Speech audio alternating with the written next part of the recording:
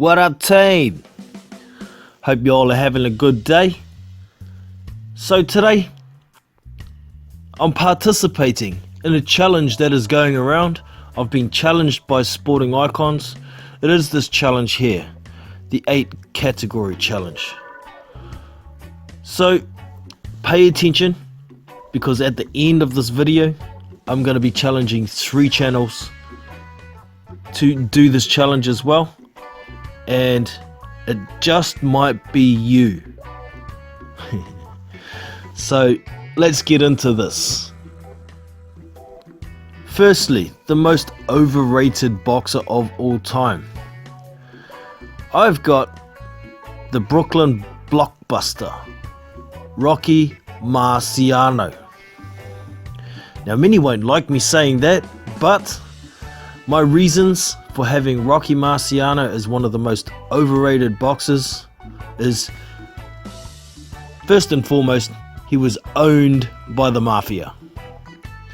A lot of his fights were fixed, so a lot of his wins, we don't know whether they were legit or not. A lot of the opponents could have been taking dives in fear for their life if they didn't do what they were told. That's how it was. Now, Marciano did have a few really good wins on his record. His last fight against Archie Moore, he knocked out Jersey Joe Walcott a couple of times. But once again, you come back to that same old thing. Were they legit wins? Or was the opponent getting paid to take a dive? We just don't know. So Rocky Marciano also retired at 32 before he could take on a couple of really elite boxers at the time in Floyd Patterson and Sonny Liston. So who knows, maybe those guys couldn't have been persuaded by the mafia to take a dive, so decided to just retire. I don't know, but it is what it is. The mafia built him up, basically did a crook's promotion job and hyped the shit out of him. So this is why I think Rocky Marciano is the most overrated boxer of all time. So next on the list, we have the most underrated boxer of all time. And I have the Fighting Marine, Gene Tunney. Now many wouldn't know who the hell this guy is, or some of the guys that he beat. But he fought the great Harry Greb 3 times. He lost the first time, he drew the second time, and he won on points the 3rd time. Towards the end of his career, he beat the beloved Jack Dempsey twice on points. Now many didn't think he was that great a fighter because he didn't knock everybody out all the time, but he had a lot of skill, and I think he copped a lot of hate because he beat Jack Dempsey in the same fashion twice. But I don't think many people know about Gene Tunney simply because of those wins and the fashion that he used to win fights. But he was a very skilled boxer, particularly for the time. So much respect to him, and no disrespect to the legends Harry Greb and Jack Dempsey either. Next on the list, we have current favorite boxer. And I have the Cruiserweight King, the undisputed champion at Cruiserweight, who's about to make his heavyweight debut, Alexander Usyk. I call him Crazy Eyes. He is the fastest to ever become Cruiserweight undisputed champion. He beat Evander Holyfield's record, and we are about to find out how he's going to go at heavyweight. Dude has a lot of skill. He's very evasive, throws lots of punches. He's very ring savvy, and I'm interested to see how he goes against the huge guys in the heavyweight division. But currently, even though I'm a big time heavyweight fan, and Usyk isn't yet a heavyweight, I've chosen the Cruiserweight champion, as my favourite boxer at this point in time. Next on the list we have biggest disappointment, and I have David Price. He had a very distinguished amateur career. He beat Tyson Fury in the amateurs. He won a bronze medal at the Olympic Games in 2008. He won a Commonwealth gold medal. Then he turned pro and he was beating everybody. He beat Audrey Harrison, Matt Skelton. He captured the Commonwealth title, the British title. It was all looking good until he faced Tony Thompson and he got chinned. And we thought, maybe shit, that was a lucky punch. So he fought Tony Thompson again and he got chinned again. Then he took another couple of fights and he faced Tepa and he got chinned again. And since then, we've seen him gas out a few times, lose to the likes of Christian Hammer. He's lost to Alexander Povetkin by devastating KO. He's lost a few fights and now has become a little bit of a joke. You know, him and Amir Khan are in the glass jaw category. But David Price did have a decent win last time out. But still, the hype that was surrounding him before he turned pro and even in his early pro career, everybody in the boxing world was talking about how David Price is going to be a world champion. It seems we couldn't have been further from the truth with that assumption. Poor old Pricey. Next on the list is favourite boxer of all time.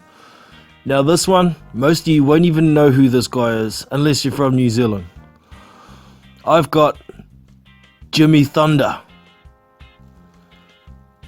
Now, the reason I have Jimmy Thunder as my all-time favourite boxer is it was him that I used to watch as a kid on TV, and it was the first guy I saw live at Mount Smart Stadium in 1993. It was a big deal back then, and he fought Johnny Nelson in that fight. He fought his way to a 12-round decision loss in that fight. I was absolutely shattered at the time, and Jimmy went on to lose quite a few fights. I mean, the guy was a beast, but he didn't have the right training, he didn't have the right promoter. He could have gone a lot better in his career than he did, but unfortunately he was ridden into the ground, ripped off, ended up on the streets. It was a real shame, but the passion I have for boxing is simply because of Jimmy Thunder. So thank you, Jimmy. Next we have my greatest boxer of all time. For me, this was a no-brainer. I have Muhammad Ali, the greatest. The man had been in the ring against everybody. Lost a few fights here and there, but avenged most of them every time. He had silky skills. He wasn't the biggest puncher in the world, but he fought some huge punches. He was the first to defeat Big George. He beat Ron Lyle. I mean, these guys could punch through anybody, but not the greatest. Scary Joe Frazier beat him. He beat Chuck Webner. He beat Ken Norton. He beat Floyd Patterson. Man, dude beat everybody with his silky skills and his big ass mouth. For me, it was no contest. Muhammad Ali is the greatest. Next on the list is the hardest puncher of all time. This was a tough one, but it came down to four guys for me. It came down to Ron Lyle, Big George Foreman, Mike Tyson, and Sonny Liston. And I think Sonny Liston wins it. He was the man that everybody was scared of, because he's got great power in both hands. He's got pretty good speed to go with it, but the power is scary. Simple as that. Both hands can knock you out with one shot. Scary shit. And the final category on the list is the best trainer ever. Now for me, this was pretty much a no-brainer as well. I mean, there's some great coaches out there, but what Emmanuel Stewart did with Vladimir Klitschko, what he did with Lennox Lewis, that's enough to win the day by itself, but there's more than that. So I've got Emmanuel Stewart by leaps and bounds as the best coach ever. So that concludes my personal 8 category summary. Just remember, they're my personal preferences. You could disagree with them, not a problem. I'm not going to get upset about it. But now's the time. I'm going to challenge someone else. 3 of you, in fact. So, Boxing Squared, you're in the challenge. Chatterboxing, Sean, you're up 2. And BFTB Boxing, I challenge you as well. Hope to see you guys respond with the video. Hope you've enjoyed this video as well. Don't forget to give me the thumbs up if you have. Subscribe to the channel, and I will catch you in the next one. Big Boys Boxing, we out. See you.